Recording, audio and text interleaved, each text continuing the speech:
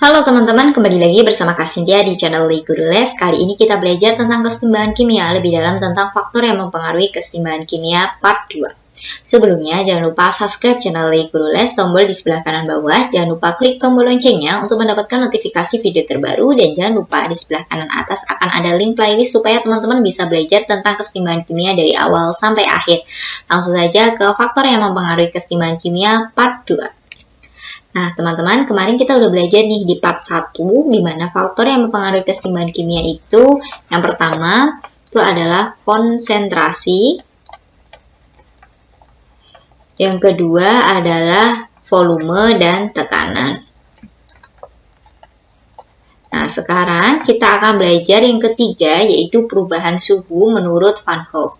Di mana menurut Van Hoff, bila pada reaksi kesetimbangan suhu dinaikkan, berarti T-nya kesetimbangan reaksi akan bergeser ke arah yang membutuhkan kalor. Yang kita tahu bahwa arah yang membutuhkan kalor adalah reaksi endoterm, ditandai dengan harga delta H-nya adalah positif.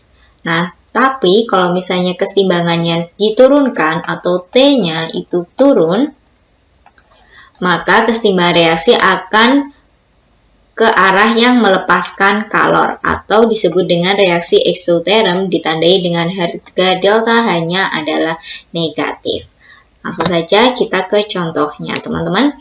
Di sini kakak punya 2NO gas ditambah O2 menjadi 2NO2 gas. Misalnya kita punya delta H-nya itu adalah negatif 272 kJ per mol. Nah, bagaimana jika suhu dinaikkan? Berarti T-nya itu naik. Kalau T-nya naik, ini akan bergeser ke reaksi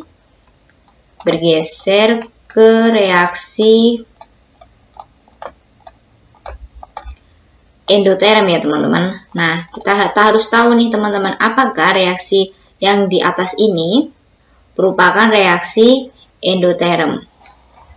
Nah, ditahunya berasal dari ini, teman-teman, harga delta H-nya. Di sini kita tahu bahwa harga delta H-nya adalah negatif. Berarti dia merupakan reaksi eksoterm. Dapat kita simpulkan kalau misalnya suhu dinaikkan, berarti bisa disimpulkan bahwa suhu dinaikkan, maka reaksi ini akan bergeser ke reaksi endoterm, yaitu yang arahnya ke sebelah kanan. Gitu, teman-teman. Berarti akan bergeser ke sebelah kanan, ke reaktan. Seperti itu. Karena kita tahu bahwa arah reaksi ini 2NO ditambah O2 gas menjadi 2NO2 itu merupakan delta H-nya reaksi eksoterm. Nah, berarti kebalikan dari pembentukan 2NO2 ini menjadi NO plus O2 itu merupakan reaksi endoterm. Berarti reaksinya akan bergeser ke kanan jika suhu dinaikkan. Nah, bagaimana jika suhu diturunkan? Berarti kebalikan dari yang A, yaitu berarti T-nya itu turun, maka bergeser ke eksoterm. Yang kita tahu bahwa reaksi eksoterm itu adalah yang kiri atau produk. Seperti itu, teman-teman. Lanjut ke faktor selanjutnya, yaitu faktor katalisator. Nah, fungsi katalisator itu reaksi kesetimbangan, teman-teman, tetapi dia tidak merubah letak kesetimbangannya. Jadi dia tidak mempengaruhi dia bergeser ke kanan ataupun ke kiri, atau bisa kita sebut tidak mempengaruhi bagaimana hasilnya produk maupun reaktan, hanya mempercepat bagaimana dia mencapai kesetimbangan gitu, teman-teman. Nah, berikut adalah kesimpulan dari kita belajar tentang kesetimbangan kimia. Yang pertama yaitu suhu. Jika suhu T dinaikkan, maka bergeser ke positif. Jadi yaitu ke endoterm. Nah, kemudian jika T-nya diturunkan, maka bergeser ke eksoterm.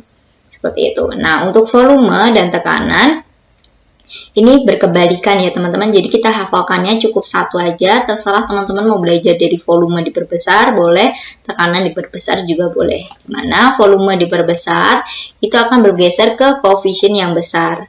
Nah, itu berarti sama tekanannya diperbes kecil, maka bergeser ke koefisien yang besar, seperti itu.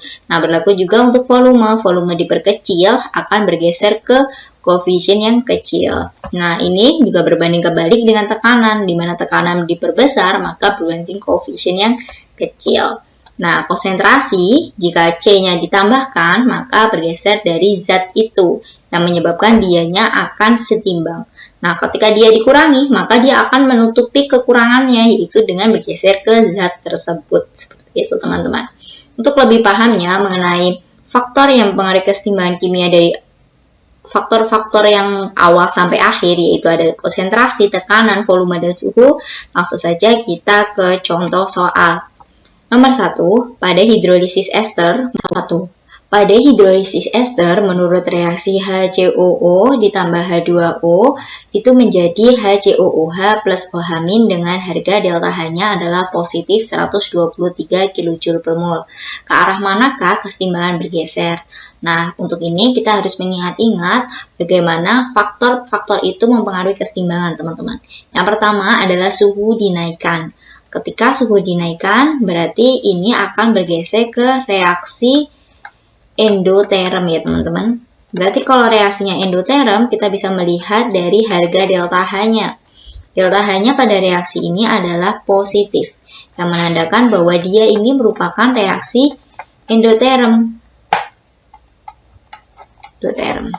Sehingga kita bisa simpulkan bahwa reaksi ini, maka bisa disimpulkan bahwa kesetimbangan ini akan bergeser ke produk, teman-teman. Bergeser ke produk, atau bisa kalau diarahkan ke kanan. Nah, bagaimana dengan tekanan diperbesar? Nah, tekanan diperbesar ini berarti hubungannya dengan koefisien. Nah, kalau diperbesar berarti koefisiennya harus juga besar. Kita bisa simpulkan dari bagaimana kita menjumlahkan koefisien dari yang sebelah kiri dan sebelah kanan. Kita bisa buat di sini, ini memiliki koefisiennya adalah 1 ditambah 1, yaitu 2. Sedangkan yang sebelah sini sama 1 ditambah 1, berarti 2.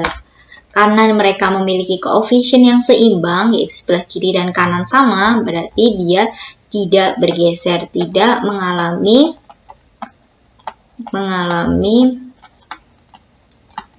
pergeseran. Seperti itu, teman. Yang C, diencerkan air. Berarti kalau diencerkan air, ini hubungannya dengan volume ya, teman-teman. Dimana volumenya ini diperbesar. Kalau volume air diperbesar, ini akan berhubungan dengan koefisien yang kecil. Nah, kita harus mencari koefisien yang kecil. Karena mereka memiliki koefisien yang sama antara kanan dan kiri, berarti juga tidak mengalami pergeseran. Seperti itu, teman-teman. Sedangkan untuk yang D, katalis dikurangi. Berarti kalau katalis dikurangi, ini menyebabkan kesetimbangannya itu tidak sempurna.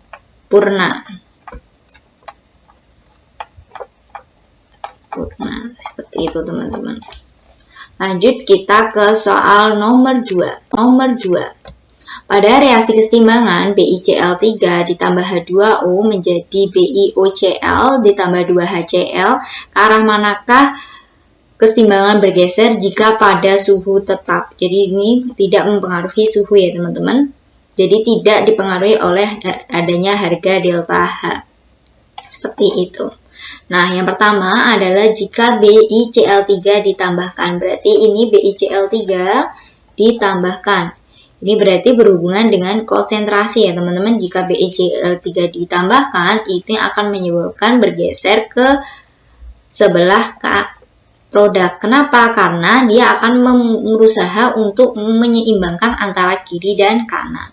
Jadi bergeser ke produk atau sebelah kanan. Nah, kemudian B diencerkan ditambah dengan konsentrasi H2O-nya juga ditambahkan, maka juga akan bergeser ke sebelah kanan juga sama. Produk atau kanan. Nah, bagaimana yang C, volume diperbesar. Nah, jika volume diperbesar, maka ini akan ada hubungannya dengan koefisien ya teman-teman. Di mana koefisiennya akan bergeser ke yang kecil.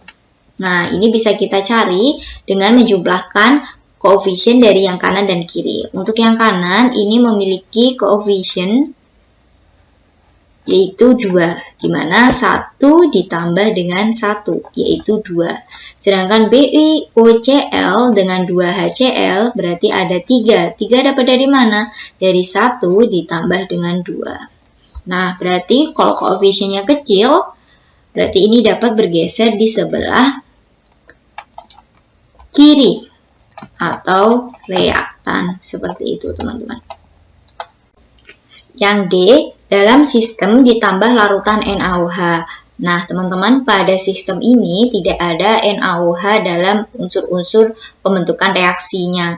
Berarti NaOH ini tidak menyebabkan pergeseran. Berarti tidak ada pergeseran dari keseimbangan kimia. Seperti itu, teman-teman.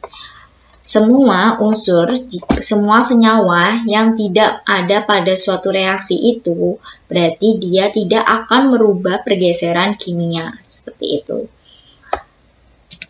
Terima kasih buat teman-teman yang sudah menonton video ini. Selamat belajar. Jangan lupa bagikan video ini supaya semakin banyak teman-teman yang merasakan manfaat dari video ini. Jangan lupa like video ini, subscribe channel Le Guru Les, dan follow Instagram Le Guru Les.